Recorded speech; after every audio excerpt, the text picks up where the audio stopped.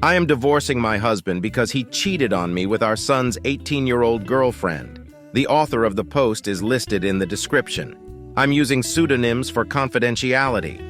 I shared a situation a few days ago on another subreddit involving my 41F husband, Paul, 48M our children, Eric, 18M, and Mary, 15F. I discovered that Paul was having an affair with our son's 18-year-old girlfriend, Amy. My son has been dating her since they were freshmen in high school. My brother connected me to a very tough junkyard dog-type lawyer. I saved screenshots of all his conversations with Amy. I was only able to get the last 3 months from iCloud. The conversations were mostly flirty and dirty talk. It was hard to stomach, completely sleazy, and I saw several negative things said about me. His call history showed he talks with her for hours pretty consistently. He uses dating apps. I took screenshots of his profiles and all of the active chats he has with his matches. It's very clear he uses a filter to seek out girls who are 18, 22 or so. I copied all of his files from the computer. He goes on sex chat rooms and forums, and he spends a ton of money on OnlyFans. I rummaged through every possible hiding spot I could think of in the house. He had various toys, blindfolds, cuffs, lubricants, etc. He also had different outfits which looked kind of like a girl's Catholic school uniform, and a French maid type outfit too. I picked up Eric and Mary from school, and we all drove to my brother's. They were able to sense something was awry when I picked them up. I delicately told them the entire situation, and I broke down crying. Mary had the most anger, even more than Eric. I met with Amy's mother and told her everything. She confiscated Amy's phone and gave me the entire chat log. It only dated back 3 months ago, like on my husband's cloud, almost as if they both deleted the messages at the same time. She told me Amy sobbed when confronted. Amy basically told her mother that she will never understand, and that she and him are in love. I don't want to get into too many details with what else she was saying, but suffice to say, it's very easy to assume that my husband slowly and methodically became a sage-like figure in her life, making her feel she could rely on him, and he took advantage of the fact that she came from a broken home. Amy is also non-stop insistent that their friendship only became romantic physical recently, and before that she said he was more of a friend and mentor. I confronted Paul over Zoom. The look on his face was scary. He became red and looked so sweaty. He had anger and panic in his eyes. His tone of voice was very defensive and frightening. He kept yelling the word context over and over again, and that none of that happened. He was unable to speak without constant stutters and intensity. Nothing really made any sense to me. I refused to tell him where I was, and he said I had no right to take his kids away from him, and then he abruptly left the Zoom. My lawyer is filing for temporary sole custody of Mary and a restraining order. Mary is still the most angry. She's totally furious with her dad and Amy. Justifiably so, of course. Mary is recollecting moments and times she watched her dad interact with her friends, and she's in knots about it. Eric is very clearly hurting, but he's so strong and very level-headed. He wants to see a therapist. The maturity my kids are showing makes me proud. They don't deserve this at all. We made the authorities aware of everything. I plan on being completely unforgiving and ruthless in this divorce. I'm reflecting on how I've been treated and how it's made me a shell of myself, and how I've had a very negative opinion of myself because of him over the last 20 years. I don't want to let this scumbag get away with it. I want to reinvent myself and move on stronger than ever. Second story. I just found out that my wife cheated on me back in 2008 when we were dating. First things first, I have no plans to divorce my wife. I'm not so much seeking advice as I am just trying to vent because this hurts like a motherfucker, and I'm not sure to whom else I can turn to in order to get this off my chest. An old friend of my wife, whom we have not seen in years, reached out to me last night and emailed me screen caps of some email exchanges they had at the time that detailed a fling my wife had with a other man back while we were still dating long distance. She said she wanted to clear her conscience after all this time, but I was still skeptical at first. It took place in the 2 months leading up to me moving in with her. She definitely had sex with the guy at least once, and they went on several dates. I logged into her email at about 2 a.m. this morning and verified that these emails were real, and I found some more emails she sent to another friend with more of her details and feelings. We've both grown a lot since then. Our marriage has been truly great, but reading some of the shit she said back then just gutted me. She said she knew what she was doing was wrong, though she didn't necessarily feel guilt. She said that she loved the way I made her feel when we were together, but she got really lonely when I left and that she had made up her mind to basically live like she was single for the 3 weeks each month that I wasn't there. Hell, she even kicked around the idea of breaking up with me to pursue a relationship with the other guy. Like I said, we currently have a great marriage, and I have zero intention of pursuing a divorce. I'm not even sure I'm going to confront her about it because it was so long ago. That said, this has really punched me in the gut, and I'm not sure I've ever felt this kind of hurt. Thanks for listening to me and letting me vent, Reddit. Comments. Commenter. If she's a solid partner to you, and you trust her, then you shouldn't go through that hurt alone. I think you should bring it up, discuss it, and really let her know how it makes you feel. If you just push it down and try to bear it alone, it will eat you up and you'll grow to resent her without giving her a chance to work through it with you. I'm not suggesting divorce, but I am suggesting you openly discuss everything. If you discuss, you'll either become stronger for it, with nothing hidden and feelings shared, or you'll decide you can't, and that's something too. Hard to have a marriage with something this heavy going on unspoken. Oop, everything you said is correct. Thank you for helping me see that.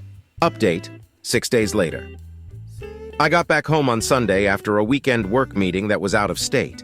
I asked her if we could talk, and I told her that I knew she had cheated on me. She held back tears as she confessed that she had indeed carried on a brief relationship with another man while we were dating, shortly before I had moved states and we had moved in together. I asked her if there were any other times, and she said no. I have faith in her when says this, because I gave no time frame and she corroborated what I had found. I then asked why she kept it from me for so long, and she said she knew how adamant I was that I would never forgive a cheater. I had also been cheated on in college by a longtime girlfriend, and she knew it would destroy both me and our relationship. She then asked for my forgiveness, if I could ever forgive her, and I told her that I already had. She cried even more when I told her that the last thing I want is a divorce because I still love her more than anything in the world, and I'm not willing to throw everything we have away for something that happened 16 years ago. I said that while I love her, I am still very hurt because all of this is new for me, and my trust in her is a little shaken for having kept this from me for so long. She understood. She offered to let me go through her DMs, her email, and her texts to prove nothing else had gone on. I declined because I have known all of her passwords and how to unlock her phone, and she has never jealously guarded her devices. We can also track one another's devices, and she has never been somewhere she shouldn't be when I have checked. Finally, I asked why. She said she didn't have a clear answer why, and she still wasn't totally sure.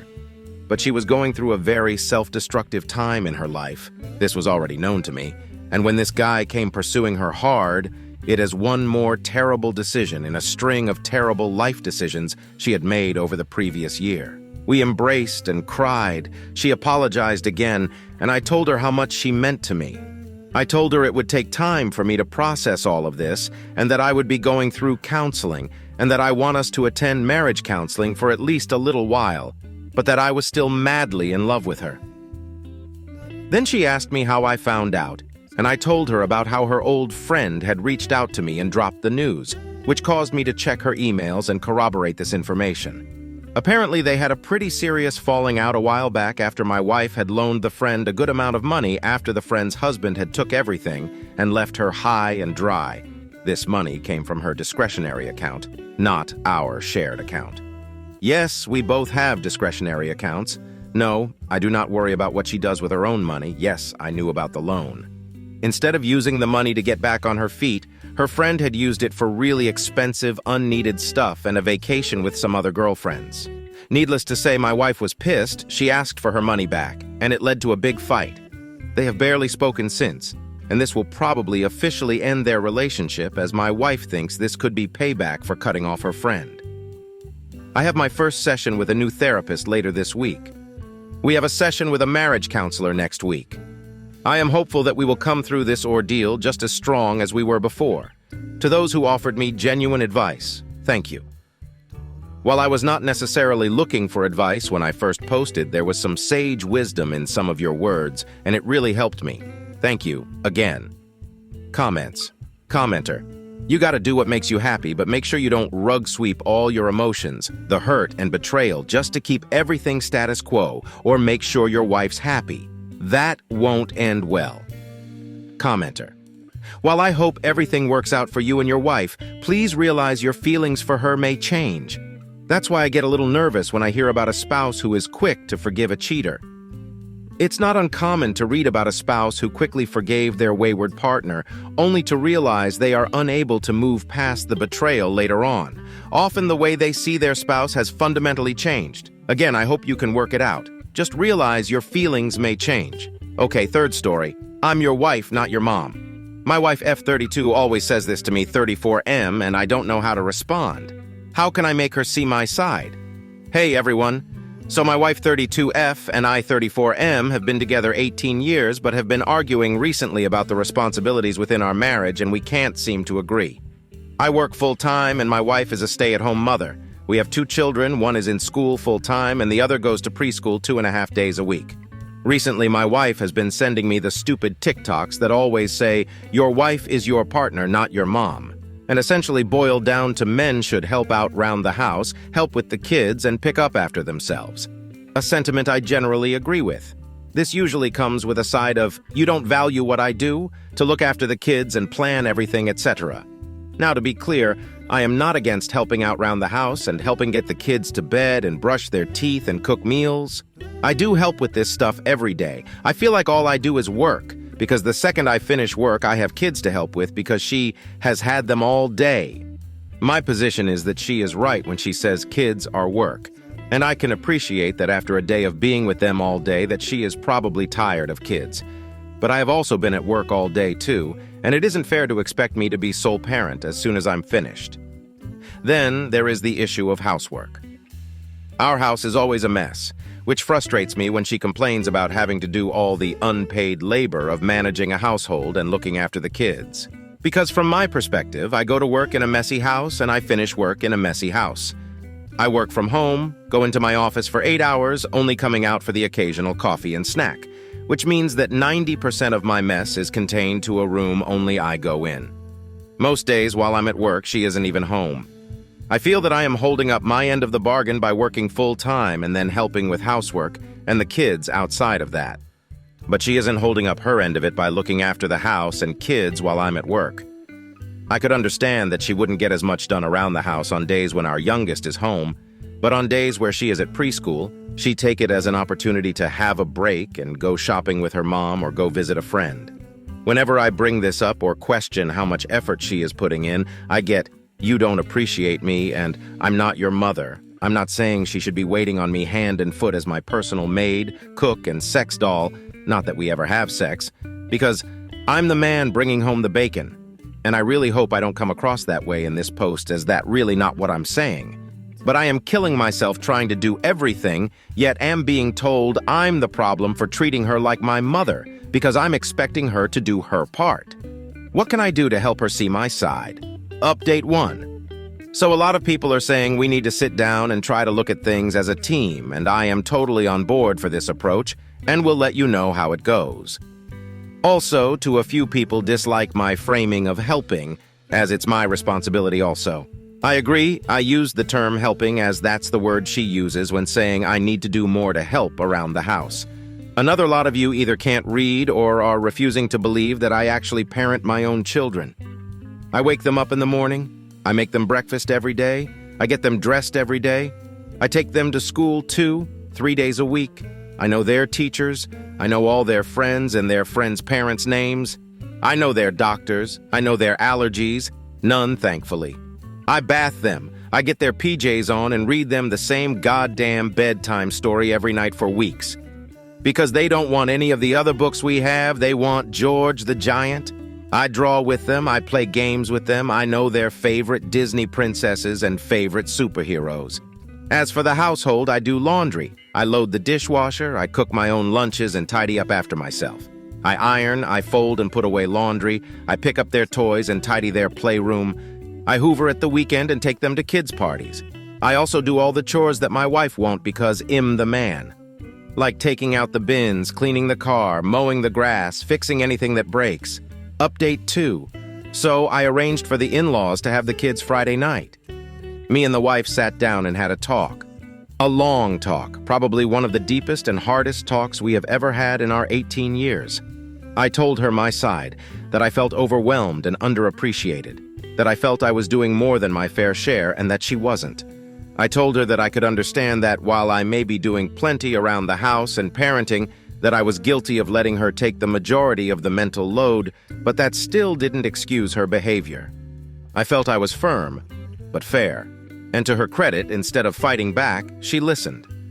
We discussed her feelings and she admits to not prioritizing housework and trying to make the most of her free time, and agreed that we will sit down and come up with a schedule for cleaning that we are both accountable for. She told me some issues that I wasn't aware of that her mother had been dealing with since retiring, and the passing of her father, wife's granddad. Loneliness and depression, issues relating to my CL, she's a mess and constant headache, which was why she had been going to see her so much. Other feelings she had been having about feeling lost in kids, not having anything for herself, and some depression related to weight gain since having our second child. She has put on 40-50 lbs and no longer feels attractive. I told her that I still think she's beautiful, but she doesn't. Hence, our DB. There were hurt feelings and tears from both of us. So we are taking steps to help. 1. We have both agreed to switch out mornings and evenings. I get the kids up, breakfasts, teeth, dressed, and take them to school. She does dinner, bath, bed, etc. The next day, we switch. This gives us both some mornings, evenings free to do what we want. 2. We are both joining the gym. I, too, have put on some weight and lost muscle since our second child. Hopefully, this helps with her body confidence. 3. We are also arranging with the in-laws to have babysitters once a week for us to start going on regular dates again. For context, the in-laws are our only support. I'm an orphan of abusive, raised by my grandmother, now passed. 4. We have found a cleaning schedule where you do certain chores throughout the house every day, but pick one room to deep clean every day too. With me doing laundry, dishwasher, etc. things that take less time. Her doing the deep cleans and general tidying. 5. Most importantly, she is looking to get a job part-time so she can start helping financially. Give her some income that isn't from me, and give her something to focus on outside of being a mom. As all my wages went into the joint account, I felt like I never had any money as I didn't want to spend, and there not be enough to pay the mortgage, etc. So I never spent money and resented that she did. So when she gets a job, both incomes are going into the joint account, then we are getting a budget together. Making sure there is enough to cover direct debits, then dividing the remaining into accounts for savings and personal accounts for each of us to have our own money that we can spend how we want guilt-free. 6. I'm going to pick up a hobby that gets me out of the house and commute to the office once a week. One thing we discussed was that I was always at home. I didn't do anything other than work and be at home, so we didn't have a lot to talk about because I didn't go anywhere. It also meant that she never got any alone time at home away from me and the kids, and she felt like a nuisance being at home while I'm at work. We took this weekend to spend some time together as a family, took the kids to the park, went to a nature reserve for a picnic and bike rides, took the kids rock climbing followed by ice cream. It was really nice and we both feel like a weight has been lifted. It's obviously not going to change overnight and we need to work at it, but we have a plan and both seem to want to put in the effort. To everyone who gave me good advice, recommended therapy. We can't afford it until she starts work, but we are looking for when she does. Commiserated with your own stories or just had a kind word to say, thank you so much. There were comments that made me cry and so much insight that I hadn't considered. Thank you.